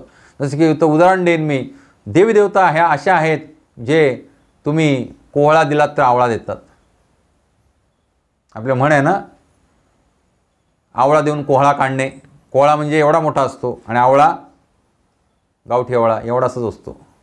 आवळा देऊन कोहळा काढणे. तर देवता ह्या अशा असतात. तुम्ही त्यांची कोहळावर भक्ती केलात, पूजन केलात, तर ते तुम्हाला रिटर्नमध्ये काय देणार, आवळा देणार. बघा रावणाची अवस्था. रावण कोणाचा भक्त होता, शंकरांचा, आणि त्याला अमर व्हायचं होतं. बसला कैलास पायथ्याशी आणि यज्ञ करायला लागला, ओम नमः शिवाय, ओम नमः शिवाय, ओम नमः शिवाय. भगवान शंकर काय प्रसन्न नव्हते. त्यांना माहीत होतं की हा पापी बुद्धीनं काय करतोय, माझी पूजा करतोय. कारण भगवान शंकरांच्या हृदयामध्ये परमात्मा रूपानं भगवान वासुदेव आहेत. रावणाच्या हृदयामध्ये पण भगवान श्रीकृष्ण वासुदेवाच्या परमात्मा रूपानं आहेत. त्यांनी सांगितलं भगवान शंकरांना की हा अतिशय वाईट उद्देशानं काय करतोय, तुम्हाला प्रसन्न करणार. नाही प्रसन्न झाले. मग ह्यानं अघोरी तपश्चर्या आरंभली. खड्ग काढलं आणि आपलं मुंडकं कापून त्या यज्ञ आहुतीमध्ये टाकायला लागला. ओम नमः शिवाय. बघा, देवी देवतांचे उपासक हे असे अघोरी असतात. एक तरी मला विष्णू भक्त दाखवा की अशा प्रकारचं कृत्य करून त्यांना भगवान श्रीकृष्णांना प्रसन्न करण्याचा प्रयत्न केला आहे. एक तरी भक्त दाखवा. आठवा पुराणं, जेवढं काय लहानपणापासून आजपर्यंत ऐकलं ते आठवा. आणि एक तरी अशी व्यक्ती विशिष्ट किंवा भक्त दाखवा की ज्यानं अशा प्रकारचं अघोरी कृत्य, रक्त मांस आणि स्वतःचा देह अर्पण करून काय पांडुरंगाला प्रसन्न करण्याचा प्रयत्न केला आहे का. त्यामुळे हे देवी देवतांचे उपासक सुद्धा असे अघोरी असतात आणि त्यांना मिळणारे वरदानं पण अघोरीच असतात. आणि ह्या सगळ्याचा घोर त्या जीवाला लागतो आणि त्याचा जीव नष्ट होतो. बरं, ह्यानं काय केलं, मुंडकी छाटली, टाकली, पुन्हा त्याला मुंडका यायचं, त्याला वर होता त्याच्या गुरूंचा. अशा प्रकारे त्याने 10 मुंडकी छाटली आणि टाकली आहुतीमुळे. आणि त्यावेळेला मग भगवान शंकर राहवलं नाही. ते प्रसन्न झाले, प्रकट झाले आणि म्हणाले, वत्सा तुला काय पाहिजे. ती 10 मुंडकी परत दिली. आणि ह्याला लंकेश केला. लंकाधिपती, जी कुबेराची नगरी होती, सोन्याची नगरी. भगवान शंकराने काय केला, एवढं 10 वेळा मुंडकी कापून, विचार करा तुम्ही, ठेवाल तुमच्या मानेवरती सुरी अशी, कापाल करा करा करा धरून, हाडासकट मुंडकं छाटून टाकाल. आहे दम तुमच्यात नाही. तर 10 वेळा आपलं मुंडकं कापलं करा करा करून. भले उघड होती पण काय कापायला किती लागतं. आणि एवढे 10 वेळा मुंडके कापून काय दिलं, एवढंसं काय इतुसं श्रीलंका घे बस इथं गप बस, आता जास्त टिवटिव करू नकोस, सोन्याची नगरी लंकेश बनरा. आणि हीच सोन्याची लंका ज्याला बिभीषण आकाशमार्गे आले प्रभू श्रीरामचंद्राचं शरण घेण्यासाठी, त्याला लांबूनच भगवान श्रीरामाने पाहिलं की बिभीषण येतोय, शरणागत झालाय मला. तर त्याला बिभीषणला येता येता म्हणाले, आओ लंकेश आओ. बिभीषणाने केवळ शरणागती पत्करली प्रभू श्रीरामचंद्रांच्या चरणी. काय केलं, आडवा झाला आणि दंडवत केला आणि भगवंता मी तुमचा झालो म्हणाला. बस दॅट्स ऑल. ना मुंडकं छाटलं, ना पूजा घातली, ना अर्चना केली, ना काय नाही केलं. आणि भगवंताने काय देऊन टाकलं, लंकेचं अधिराज्य देऊन टाकलं. विचार करा, ज्या लंकेचं अधिराज्य प्राप्त करण्यासाठी भगवान शंकरांना रावणाला 10 मुंडकी कापून द्यावी लागली यज्ञामध्ये, ती सोन्याची लंका प्रभू श्रीरामचंद्रांनी केवळ नुसता नमस्कार केला देऊन टाकली. आणि नुसती दिली नाही, अभिषेक केला, राज्याभिषेक तिथं त्याचा बिभीषणाचा. विचार करा मग. सिंपल गोष्ट सांगितली मी. अशा अनेक गोष्टी आहेत पुराणामध्ये, कथा आहेत, सत्यकथा आहेत. एकही गोष्ट ह्याच्यातली मिथ्या नाही आहे. आणि ह्या सगळ्या गोष्टी आपल्याला बोध घेण्यासाठी असतात. आणि ह्याच्यातनं जर बोध घेतला नाही तर मग आपण कामच तैतृतज्ञाना मूर्ख व्यक्ती आहोत आपण, अल्पबुद्धी गाढव फिरतोय आपलं वाकू वाकू करत उकिरड्यावर. अशा श्रद्धेने युक्त होऊन तो विशिष्ट देवतेची कृपा संपादन करण्याचा प्रयत्न करतो आणि आपले इच्छित भोग प्राप्त करतो. परंतु वस्तुतः हे लाभ केवळ मीच प्रदान करतो. भगवंतांच्या अनुमती वाचून देवता आपल्या भक्तांना वरदान देऊ शकत नाहीत. सर्व काही भगवंतांच्या मालकीचे आहे याचे विस्मरण जीवाला होऊ शकत नाही. आणि त्याचाच पुढचा पाठ, ज्याला रामायण घडलं त्याला भगवान शंकर त्या युद्धस्थळी उपस्थित होते, पण ते आपल्या भक्ताला वाचू शकले का, रावणाला नाही वाचू शकले. लक्षात ना. तुम्हाला देवी देवतांकडून मिळालेले वर जे असतात ते सुद्धा अल्पायुषीच असतात, ते चिरकाळ टिकणारे वर नसतात. म्हणून देवतांची उपासना आणि लाभेच्छांची प्राप्ती ही देवतांमुळे होत नाही, तर भगवंतांच्या अनुमतीने होत असते. अल्पज्ञानी जीवाला याचे ज्ञान नसते, म्हणून तो लाभप्राप्तीकरिता मूर्खपणाने देवतांकडे जातो. मूर्खपणेच देवतांकडे जातो. परंतु शुद्ध भगवत भक्ताला जेव्हा कशाची गरज असते तेव्हा तो भगवंतांचीच प्रार्थना करतो. आपण शुद्ध भक्त असू देत किंवा नसू देत, फक्त आज इथून तुम्ही एवढंच घेऊन चला की माझ्या आयुष्यात काही प्रसंग आला तर मी कोणाला भजणार, कोणाला भजणार, एक मुखानं सांगा. हां, काय नाव आहे त्या भगवंतांचं, काय नाव आहे, मोठ्यानं सांगा. वारकरी संप्रदाय, त्या भगवंताचं नाव सांगा की, लाज कसली, काय नाव आहे. पांडुरंग कृष्ण ना. मग काही होऊ दे माझ्या आयुष्यात उलता पालत, मला काय पाहिजे असू दे नको असू दे, मी कोणाकडे मागणार, कृष्णाकडे मागणार, पांडुरंगाकडे मागणार. बस एवढं जरी आजच्या प्रवचनात शिकलात तरी बस झालं. सामान्यतः जीव हा देवतांना शरण जातो, कारण तो आपल्या कामवासनांची तृप्ती करण्यामध्ये अत्यंत आसक्त झालेला असतो. देवतांकडे आकर्षित का होतो, कारण त्याला त्या आपल्या तीव्र कामवासनांची पूर्ती करायची इच्छा असते आणि त्या कामवासनाने तो अत्यंत आकर्षित झालेला असतो. असे घडण्याचे कारण म्हणजे जीव अयोग्य गोष्टीची इच्छा करतो आणि भगवंत स्वतः अशा प्रकारची इच्छा तृप्त करत नाहीत. खूप जबरदस्त गुगली आहे. का तो देवी देवतांकडे पळतो, कारण अयोग्य प्रकारच्या इच्छा जीव व्यक्त करतो उपभोगण्यासाठी. आणि अयोग्य प्रकारच्या ज्या इच्छा आहेत त्या भगवंत कधीही सँक्शन करत नाही, हे त्याला कंडिशनिंगमुळे माहिती आहे. कंडिशनिंग म्हणजे काय, अनेक जन्मांचं त्याला कंडिशनिंग झालेलं आहे. त्या उंदराची एकदा मी गोष्ट सांगितली होती, हिरवं बटन आणि लाल बटन शॉकचं. जीवाचं कंडिशनिंग झालं, त्याला माहिती आहे की भगवान श्रीहरी श्रीकृष्ण पांडुरंग अयोग्य इच्छा माझ्या पूर्ण करणार, मग कुठं होतील माझ्या अयोग्य इच्छा. शोधायचं कोणतरी भगत, बरोबर की नाही. भगवंत स्वतः अशा प्रकारे इच्छा तृप्त करीत नाहीत. चैतन्य चरितामृतात म्हटले आहे की जो भगवंतांची आराधना करतो व त्याच वेळी विषय भोगाची इच्छा करतो त्याच्या इच्छा परस्पर विरोधी किंवा विसंगत आहेत. भगवंतांची आराधना आणि विषय भोगाची इच्छा हे परस्पर काय आहे, विसंगत आहे. भगवंतांची भक्तिपूर्ण सेवा आणि देवतांची उपासना ही एकाच स्तरावर असूच शकत नाही. कारण देवतांची उपासना ही भौतिक आहे आणि भगवंतांची भक्तिपूर्ण सेवा ही परिपूर्ण आध्यात्मिक बाब आहे. देवतांची उपासना काय भौतिक आहे, ते वर मिळणारे भौतिक जगतातील वर आहेत, नश्वर आहेत भौतिक गोष्टींसारखेच. पण परमेश्वराची आराधना, पांडुरंगाची आराधना काय आहे, आध्यात्मिक आहे. ते तुम्हाला चिरकाल शाश्वत असं फळ प्रदान करून तुम्हाला भगवत धामात जाण्याचं तुमचं तिकीट कन्फर्म करतं. हा फरक आहे. ज्या जीवाला भगवत धामात परत जाण्याची इच्छा आहे त्यांच्यासाठी भौतिक इच्छा विघ्नकारी आहेत. ज्या जीवाला शाश्वत काळासाठी मुक्ती प्राप्त करून भगवत धामात वैकुंठात जाण्याची इच्छा आहे, अशा जीवाला ह्या भौतिक कामेच्छा काय आहेत, विघ्नकारी आहेत. शुभ कार्यामध्ये विघ्न येऊ नये म्हणून आपण गणपती गजाननची आराधना करतो, बरोबर की नाही. मग मनुष्य जन्माला आल्यानंतर सगळ्यात परम शुभ कार्य जीवासाठी कोणतं असेल तर ह्या 84 लक्ष योनीच्या फेऱ्यातनं मुक्त होऊन कुठे जाणे, भगवत धामात जाणे, गोलोक धाममध्ये जाणे, वैकुंठामध्ये जाणे, शाश्वत जीवन जगण्यासाठी. आणि ह्या मार्गक्रमणामध्ये विघ्न काय असेल तर ते काय आहे, ह्या भौतिक देहाला आणि मनाला असलेल्या काम इच्छा, पंच ज्ञानेंद्रिय आणि पंच कर्मेंद्रिय यापासून ज्या उत्पन्न होणाऱ्या ज्या इच्छा आहेत ह्या विघ्नकारक आहेत ह्या मंगल कार्यामध्ये. कोणतं मंगल कार्य आहे, हा मनुष्य देह प्राप्त झालेला आहे, तर ह्याचा उपयोग करून आपण कुठे गेलं पाहिजे, परमेश्वराच्या घरी म्हणजे आपल्या शाश्वत घरी गेलं पाहिजे. तुम्हाला माहीत नाही ते शाश्वत घर किती सुंदर आहे ते. आणि तिथं जन्म मृत्यू जराविधी काही नाही आहे, कसलंही दुःख नाही, म्हातारपण नाही, क्लेश नाही, कष्ट नाही, दारिद्र्य नाही, काय नाही, नुसता आनंदी आनंद. आणि तो आनंद प्राप्त करण्यासाठी कसले कावड कष्ट पण करावं लागत नाही. एवढं सुसुखम कर्तुम अव्ययम सुख प्राप्त करण्यासाठी थोडेसे प्रयत्न करायची गरज आहे. आणि ते थोडेसे प्रयत्न करायची पण आपली इच्छा होत नाही, कारण आपण त्या प्रकारचं शिक्षणच घेत नाही. आपल्याला वाटतं की आपण जे करतो तेच योग्य आहे. नाही.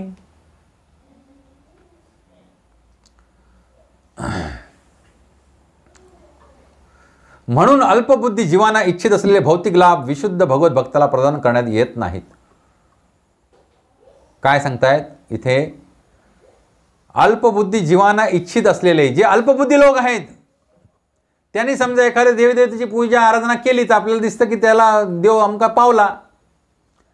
पण तोच भक्ती मार्गाला लागलेला एका जीवात्मा आहे, त्यानं जाऊन एखाद्या देवदेवतेची उपासना केली मला अमकं होऊ देत नाही, भगवंत ती इच्छा पूर्ण करणार नाही. कारण ते त्याच्या परम कल्याणामध्ये काय आहे, विघ्नकारी आहे. मला कालच एक प्रभूजी जे आत्ताच जस्ट या महिन्यामध्ये इस्कॉन मिशनशी आपल्या राजापूर इस्कॉन थ्रू जॉईन झालेत, त्यांचा फोन आला होता प्रसाद घेताना काल, की मला असं वाटतंय की मी आता जिथपासून हे तुमच्या मिशनबरोबर आणि कृष्ण भक्ती करायला लागलो तिथपासून माझ्या जीवनामध्ये उलटापालटी व्हायला लागल्यात. मी म्हटलं हा फोनवरती बोलणार का विषय नाही, तुम्ही प्रत्यक्ष येऊन माझी भेट घ्या. आलं लक्षात. सकाळी प्रसाद घेत होतो, प्रभूजी समोर बसले होते, फोन केला महाशयाने, असं वाटतंय की माझ्या जीवनामध्ये भौतिकदृष्ट्या मी अजून अडचणी द्यायला लागलो आहे. म्हटलं चांगली गोष्ट आहे, भगवंताची कृपा होते तुमच्यावरती, बरोबर की नाही. ज्याच्या आयुष्यात भौतिक व्यथा वेदना जास्त होतात त्याला भगवंत लवकर प्राप्त होणार, हा सिद्धांत आहे. आणि म्हणूनच कुंतीदेवी प्रार्थना काय करतात, हे भगवंता माझ्या आयुष्यात अजून दुःख पाठव, अजून दुःख पाठव, अजून दुःख पाठव, भौतिक दुःख, जेणेकरून मला तुझी आर्ततेनं आठवण येईल. तुम्ही भौतिक स्तरावरती किती उच्च स्तरावरती आहात किंवा किती निम्न स्तरावरती आहात ह्याचं काही देणंघेणं नाही आहे. ते किती काळ टिकणार आहे. आयदर नेम, फेम, वेल्थ हे ज्या काय गोष्टी आहेत, कीर्ती, तुमचं बळ, तुमचं यश, तुमचं संपदा, तुमचं सौंदर्य, तुमचं ज्ञान, भौतिक स्तरावरच्या ह्या गोष्टी सगळ्या ज्या आहेत ह्या आयदर तुम्हाला सोडून जातील किंवा तुम्ही त्याला सोडून जाल. दोघांपैकी एकच गोष्ट घडणार आहे ना. तुमची संपत्ती आयदर तुम्हाला सोडून जाईल, कोणतरी चोर डाकू लुटेरे लुटून घेऊन जातील, इन्कम टॅक्स डिपार्टमेंट घेऊन ईडी जबरदस्ती करून घेईल, जेलमध्ये टाकेल तुम्हाला, झक मारली वाटेल. होतो तो बरा होतो, पेज भाकरी खाऊन, शेतात नांगर धरून. तर ह्या अशा प्रकारच्या इच्छा आकांक्षा, भौतिक सुलभता किंवा भौतिक सुबत्ता ज्याला इच्छा आहे त्यानं चुकूनही भगवान श्रीकृष्णाच्या भक्तीला लागू नाही. ह्याचा अर्थ असा नाही आहे याचा अर्थ असा आहे की ह्या गोष्टी तुमच्या परम कल्याणासाठी काय आहेत, विघ्नकारक आहेत. अरे काय तुम्ही घेऊन बसलाय तुमचं 50, 60, 70 वर्षाचं आयुष्य? अनादी काळापासून तुम्ही अस्तित्वात आहात आणि अनादी काळ तुम्ही अस्तित्वात राहणार आहात, त्याचा विचार करा. तुम्ही किती काही जरी केलात ह्या आयुष्यामध्ये, काही किती मिळवलात तरी टाचा घासतच जावं लागणार ना. नेहमी आम्ही उदाहरण देतो, द ग्रेट वॉरियर अलेक्झांडर. जगत झेचा कोण? अलेक्झांडर. पूर्ण पृथ्वी काबीज केली होती त्यानं आणि भारतामध्ये येऊन त्याला हार पत्करावी लागली आणि मग त्याचा मृत्यू आला जवळ. तर दुनियेतले सगळे बेस्ट वैद्य त्या काळचे आणले गेले होते. त्यानं आपल्या सगळ्या मंत्र्यांना बोलवलं आणि काय म्हणाला, मी पूर्ण दुनिया जिंकली, पूर्ण दुनियेचं साम्राज्य माझ्याकडे आहे, मी सम्राट आहे, माझ्याकडे एवढं काय सुवर्ण कोश आहे. तर तुम्ही काय करा, माझा तर मृत्यू समीप दिसतोय, तर मी मृत्यू पावल्यानंतर तुम्ही मी सांगतो त्या गोष्टी करा. माझ्या अंत्ययात्रेला 4 खांदेकरी पाहिजेत, ते दुनियेतले सगळ्यात बेस्ट डॉक्टर असले पाहिजेत. बरोबर की नाही? काय सांगितलं अलेक्झांडरनं? माझे 4 खांदेकरी कोण असले पाहिजेत? दुनियेतले सगळ्यात बेस्ट डॉक्टर माझे खांदेकरी असले पाहिजे 4. ते म्हणले, मंत्री म्हणले, का हे राजन का? कारण दुनियेला कळू दे की माझ्याकडे दुनियेतले बेस्ट डॉक्टर हायर करायची क्षमता होती, तरी पण ते मला वाचू शकले नाहीत. बरं मग म्हणाले, पुढचं काय? अंत्ययात्रेमध्ये माझे हात असे उघडे ठेवा, असे उघडे. ते म्हणाले, का? लोकांना कळू दे की मी भले पृथ्वीचा सम्राट म्हणून जगलो, पण जाताना मी एक सुई पण सोबत नेऊ शकलो नाही. आलं लक्षात? हात उघडे ठेवा, लोकांना कळू दे, जाताना कोणी काय सोबत नेऊ शकत नाही. बरं मग पुढे काय? माझी अंत्ययात्रा चालेल, त्याच्या पुढे मी जेवढं काय कमवलं ते सगळं असं उडवा, सोनं नाणं मोहरा अशा उडवा. म्हणून आजही आपण जाताना बघा पैसे टाकत जातो ना, ते रुपया चौली पावली, बरोबर की नाही? धन उडवत जातो. तर म्हणलं ह्याचा अर्थ काय? लोकांना कळू दे की मी पृथ्वीचा सम्राट झालो आणि एवढं धन कमवलं, तरी पण मी ते धन उपभोगू पण शकलो नाही आणि स्वतःबरोबर घेऊन पण जाऊ शकत नाही, ते इथंच मला टाकून जावं लागतंय. ही वस्तुस्थिती आहे. त्यामुळे ह्या भौतिक जीवनामध्ये कसं आपण सुंदर दिसू, कसं आपलं देहयष्टी पोस्ट राहील, कसं आपण खूप धनवान होऊ, ह्याच्यापेक्षा कसं आपण जास्तीत जास्त भक्तिवान होऊ, ह्याचा विचार आपण केला पाहिजे. त्या अनुषंगाने भगवंतांनी काळजी घेतलेली आहे ना. आपल्या भक्ताचा उदरनिर्वाह चरित्रार्थ चालवणार म्हणून सांगितलंय की नाही, की वाटेवर फेकून दिलंय कोणाला? तुम्हाला वाटत असेल भगवंत वर देत नाहीत, पण भगवंतांचं एक नाव वरदराज आहे, मग अशीच मी सांगितलं. आणि भगवंत जे वर देतात त्यांच्यासारखं वर कोणी देऊ शकत नाही. सिंपल उदाहरण देतो. केवळ 6 महिने तपश्चर्या केली 5 वर्षाच्या ध्रुव बाळानं. किती महिने तपश्चर्या केली? 6 महिने तपश्चर्या केली भगवान श्री विष्णूंची. आणि भगवंत प्रसन्न झाले आणि त्यांना असं अढळपद दिलं की किती कल्प गेले तरी ते काय होणार नाही, साम्राज्य ध्रुव महाराजांचं नष्ट होणार नाही. आणि त्यांच्यासारखा ऐश्वर्य कोणाकडेही नाही आहे, ना पृथ्वीच्या सम्राटाकडे, ना ह्या 14 भुवनांच्या सम्राटाकडे. जेव्हा भगवंत देतात ना, त्यांच्या समान कोणी देऊ पण शकत नाही.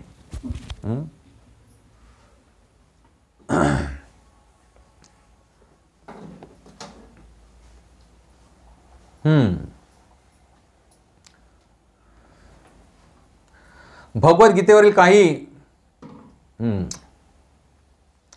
पुढचा श्लोक घ्यायचा आहे आपल्याला.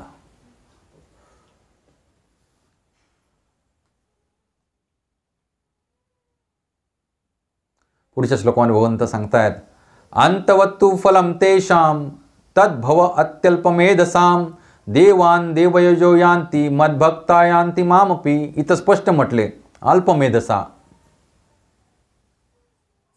मूर्खमतीचे, मंदमतीचे कोण आहेत? देवदेवतांची भजन करणारे लोक. अल्पमेधसाम.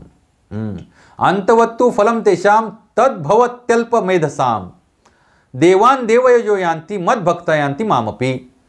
काय सांगतात भगवंत? अल्पबुद्धी लोक देवतांची उपासना करतात आणि त्यांना प्राप्त होणारी फळे मर्यादित व अनित्य असतात. आता मी विश्लेषण केलं या सगळ्या गोष्टींचं. देवी देवतांनी दिलेलं वर किंवा संपत्ती किंवा इच्छित गोष्ट चिरकाळ टिकू शकत नाही. पुढे सांगतात भगवंत, देवतांचे उपासक देवलोकांची प्राप्ती करतात, पण माझे भक्त अखेर माझ्या परमधामाची प्राप्ती करतात. देवान देवयजो यांती मद्भक्त यांती मामपी. माझा भक्त माझ्या समीप येतो, की जे एकदा कोणी माझ्या धामाला आलेत की त्यांना पुन्हा फिरून या भौतिक जगतामध्ये यावं लागत नाही. पण देवतांची भजन भक्ती करणारा व्यक्ती देवलोकात जातो, स्वर्गलोकात. तिथं पुण्याचा साठा संपला की पुन्हा आला मृत्यूलोकामध्ये, पुन्हा जन्म घ्यावा लागतो त्याला. बरोबर की नाही? पुनरपी जननम पुनरपी मरणम पुनरपी जननी जठरेशनम. पुन्हा पुन्हा चक्र चालूच राहणार. भगवद्गीतेवर काही भाष्यकार म्हणतात की देवतांची उपासना करणाऱ्या मनुष्याला भगवत प्राप्ती होऊ शकते नाही. ह्या मताचं इथं भगवंतांनी खंडन केलेलं आहे. तुम्ही कोणाची भक्ती करून मला प्राप्त करून घेऊ शकत नाहीत किंवा वैकुंठ प्राप्ती करून घेऊ शकत नाहीत. आकाशात पतितम तोयम सागरम प्रतिगच्छति. सर्व देव नमस्कार प्रतिगच्छति केशव. हे सुभाषित चुकीचं आहे, हे भगवंताने इथं सांगितलंय. हे सुभाषित आहे. केवळ सुभाषित म्हणजे कोणतरी संस्कृतचा Pandit Tom Dick and Harry त्यानं आपल्याला वाटेल तसं लिहून ठेवलं. ते शास्त्रवचन नाही. काय लिहिलं त्यानं? आणि बरेचसे आजकालचे ब्राह्मण लोक हे कोट करतात आणि दिशाभूल करतात बहुजन समाजाची. आकाशात पतितम तोयम सागरम प्रतिगच्छति. म्हणजे आकाशातून पडणारं पाणी सरते शेवटी कोणाला जाऊन मिळतं?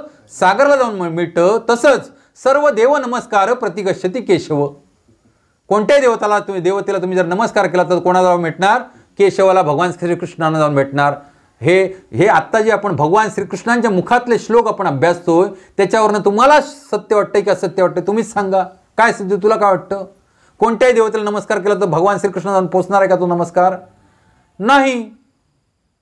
आणि हीच ब्राह्मणी संस्कृती आजकालच्या ह्या कलियुगामध्ये फोफावली आणि त्यांनी योग्य मार्गदर्शन करायचं सोडून पूजापाठ आणि भिक्षुकीच्या नावाखाली भगवान श्रीकृष्णांची आराधना स्वतःपुरती ठेवली. तुम्हाला माहीत नाही. लक्षात ना, तुम्ही कोणत्याही ब्राह्मणाच्या घरी जावा, ते भगवान श्रीकृष्णांशिवाय कोणालाही भजत नाहीत. आणि तुम्हाला मात्र सगळ्या देवतांची पूजा घाला तुम्ही. त्यांची भिक्षुकी चालली पाहिजे ना. धंदा करून ठेवलेला आहे. चुकीची गोष्ट आहे. ब्राह्मण हे समाजाचं काय आहे? मस्तक आहे. आणि त्यानं योग्य रीतीनं समाजाला काय केलं पाहिजे? मार्गदर्शन केलं पाहिजे. ब्रह्मजाता इति ब्राह्मण. ज्यानं परब्रह्म जाणलंय त्याच व्यक्तीला ब्राह्मण म्हणून घेण्याचा अधिकार आहे. नुसतं जन्म झालाय जाणून घातल्या म्हणून ब्राह्मण कोणी होत नाही. त्याचं कर्तव्य आहे की बहुजन समाज जो आहे त्याला योग्य मार्गदर्शन करून त्याला ह्या जन्म मृत्यू जराव्याधीच्या चक्रातनं बाहेर काढणं. आणि ते बाहेर काढणं त्यावेळेला शक्य आहे कधी? ज्याला हा बहुजन समाज भगवान श्रीकृष्णांच्या चरणांची भक्ती करेल.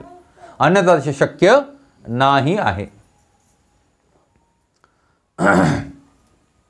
तर देवतांची उपासना करणाऱ्या मनुष्याला भगवत प्राप्ती होऊ शकते हे वाक्य धदांत खोटं आहे. परंतु या ठिकाणी स्पष्ट करण्यात आले की देवतांचे उपासक हे निरनिराळ्या देवता स्थित असलेल्या निरनिराळ्या देवलोकांची प्राप्ती करतात. देवान देवयजो यांती. लक्षात ना, देवतांचे उपासक जिथं देवता वास करतात त्या ग्रहलोकांची काय करतात? प्राप्ती करतात. मद भक्त यांती मामपी. जो माझा भक्त आहे तो भगवत धामात येतो, वैकुंठामध्ये. सूर्याचा उपासक सूर्यलोकाची प्राप्ती करतो किंवा चंद्रोपासक चंद्रलोकाची प्राप्ती करतो. त्याचप्रमाणे जर कोणाला इंद्रासारख्या देवतेची उपासना करण्याची इच्छा असेल तर त्याला त्या विशिष्ट देवलोकाची प्राप्ती होते. कोणत्याही देवतेची उपासना केल्यामुळे मनुष्याला भगवंतांची प्राप्ती होते असे नाही. ही गोष्ट या ठिकाणी नाकारण्यात आली आहे. कारण या श्लोकात स्पष्टपणे सांगण्यात आले आहे की देवोपासक हे भौतिक जगतातील निरनिराळ्या देवलोकात जातात, परंतु भगवत भक्त हा प्रत्यक्ष भगवत धामाची प्राप्ती करतो. या ठिकाणी असा मुद्दा उपस्थित केला जाऊ शकतो की जर देवता या भगवंतांच्या शरीराचे विविध भाग आहेत तर देवतांची उपासना केल्याने भगवंतांची प्राप्ती झाली पाहिजे. परंतु देवोपासक हे अल्पबुद्धी आहेत, कारण शरीराच्या कोणत्या भागाला अन्नाचा पुरवठा केला पाहिजे हे त्यांना माहीत नसते. भले देवी देवता जरी भगवंतांच्या विराट रूपाचे भाग आहेत, बरोबर की नाही? भगवान विराट रूप तुम्ही पाहिलं असेल, त्यामध्ये सगळ्या देवी देवतांची मुखं आहेत. कोण आग ओकतंय, कोण अजून काय करतंय, कोणाच्या डोळ्यातनं काय येतोय, प्रकाश बाहेर येतोय. मग कोण म्हणजे जर देवी देवता जर भगवंतांच्या विराट रूपाचे काय भाग आहेत तर कोणत्याही देवी देवतेला संतुष्ट केलं तर आपण भगवंतांच्याच घरी जाणार. पण ह्या मूर्खांना माहीत नाही जर ह्या हाताला प्रसन्न करायचं असेल तर अन्न कुठं घातलं पाहिजे? पोटात घातलं पाहिजे. की हाताला भरवत चालले बाबा तू गुलाबजामुन खा, ठूस, तू चकली आणि तू जिलेबी खा, बोटात घालून मिरवशी. तोंडाला स्टॅपलर मारायचं, तोंडात काय घालायचं नाही. या बोटाला पाहिजे सगळं भरवायचं, पायाला भरवायचं. डोळ्यांना घालायचा मसाला, तिखट चमचमीत खायला आवडतं ना, मग मसाला घालूया डोळ्यात, अंजन फोडणी. काय होईल? कल्याण होईल तुमचं? नाही. हे असे प्रयत्न आहेत देवी देवतांना संतुष्ट करणे, म्हणजे अशा प्रकारचे भोग देणार काय शरीराच्या विविध भागांना, त्यानं शरीराचं पोषण होणार नाही. या तुलसी मातेचं पोषण करायचं असेल तिच्या मुळाशी पाणी घातलं पाहिजे, की रोज स्प्रे करून नुसतं पानावरती फुसफुस केलं चालेल पाणी? मुळात पाणीच घातलं नाही, कोरडी ठेवली मुळातनं आणि वरती पानावरतीच मारली. केसरं आहेत, पानं आहेत, छान मस्त दिसत आहेत, छान फर्स्ट क्लास, चला पाणी मारूया रोज. आजमध्ये मुळात एक थेंबर पण पाणी पडता का मला अशी व्यवस्था केली. त्यानं काय होणार आहे? काय होणार नाही आहे साध्य.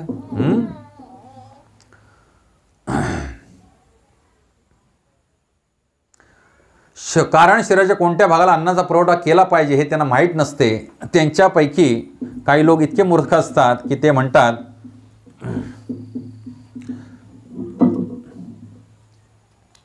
शरीराला अनेक भाग असतात आणि त्यांना अन्न पुरवठा करण्यासाठी अनेक मार्ग असतात, पण हे उत्तर समर्पक नाही.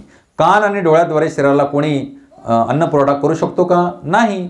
त्यांना माहीत नसते की या देवता म्हणजे भगवंतांच्या विराट शरीराचे निरनिराळे अवयव आहेत आणि अज्ञानामुळे त्यांना वाटते की प्रत्येक देवता म्हणजे एक निराळा ईश्वरच आहे आणि तो परमेश्वराचा प्रतिस्पर्धी आहे. नाही.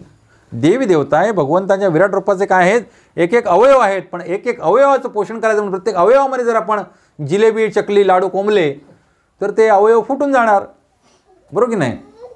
केवळ देवताच भगवंतांचे अंश आहेत असे नाही, तर सामान्य जीवसुद्धा भगवंतांचे अंश आहेत. श्रीमद भागवतात सांगण्यात आले की ब्राह्मण हे भगवंतांचे मस्तक आहे. आताच मी तुम्हाला सांगत होतो. क्षत्रिय हे बाहू आहेत, वैश्य हे कटी आहेत आणि शूद्र हे पाय आहेत आणि सर्वजण विविध कार्य करतात.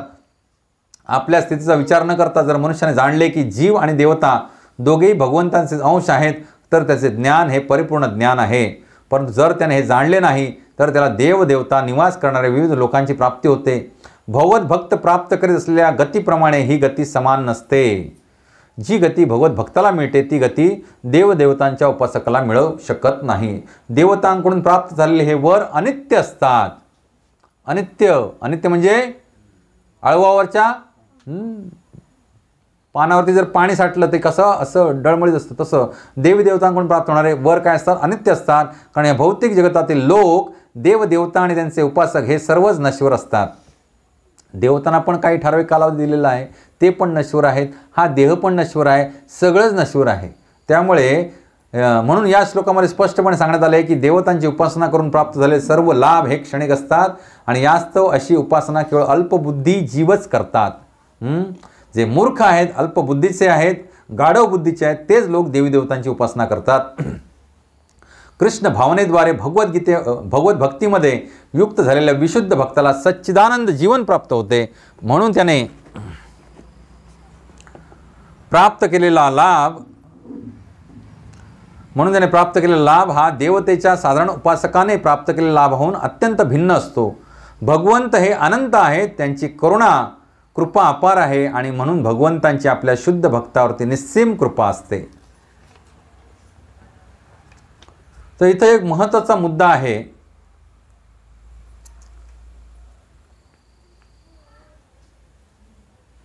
कृष्ण भावनेद्वारे भगवत भक्तीमध्ये युक्त झालेला विशुद्ध भक्ताला सच्चिदानंद जीवन प्राप्त होते. म्हणून त्याने प्राप्त केलेले लाभ हे देवतेच्या साधारण उपासकाने प्राप्त केलेल्या लाभाहून अत्यंत भिन्न असतो. भगवंत हे अनंत आहेत, त्यांची कृपा अपार आहे आणि म्हणून भगवंतांची आपल्या शुद्ध भक्तावरती निस्सीम कृपा असते. देवदेवता आणि त्यांचे उपासक सगळंच नश्वर आहे. त्यांनी दिलेले वर नश्वर आहे. बरं, आता आपला समाज एवढा, हिंदू समाज एवढा मूर्ख आहे तुम्हाला सांगतो. त्यांनी कधी आपला धर्मग्रंथ उघडून वाचला नाही. आणि जर कोणी ज्ञानी व्यक्ती ज्याला प्रामाणिक गुरुशिष्य परंपरेमध्ये हे ज्ञान प्राप्त झाले आणि तो जर त्यांना हे शिकवायला गेला तर ते काय म्हणतात? हा कोणाला शाणा आम्हाला शिकवणारा.